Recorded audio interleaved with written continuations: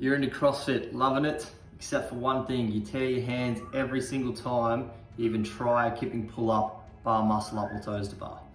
I get it, I was there when I first started, tore all the time, but in this video I'm going to show you how to wear your grips correctly and how to properly grip the bar so you don't tear your hands. First tip, get the right grips. Now, there's heaps of grips out there, but I recommend something that's thicker, okay, and has a good amount of coverage on your hands. So you don't just want a thin strip, you want a good amount of coverage that covers your entire hand. I even prefer grips that are slightly longer, so go for the large, extra large grips.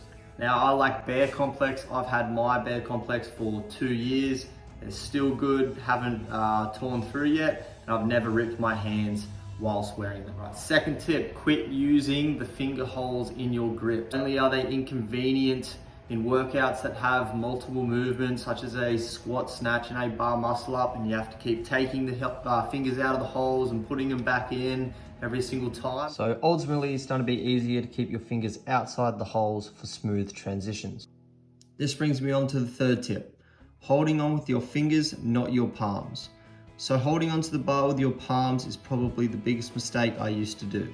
In the beginning, it's easier, you feel more secure on the bar, but you feel the security because there is much more friction on your skin.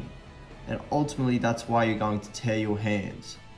Holding onto the bar with your palm forces the knuckles to be over the top of the bar, and when you complete any kind of kipping motion, your knuckles are forced under the bar in a kind of back and forth motion, especially as your forearms get fatigued.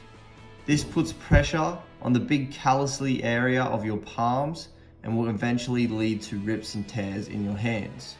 Now, my final bonus tip is that during the transition back down underneath the bar from the top of the bar muscle up, let go of the bar just slightly and return into your fingertip grip.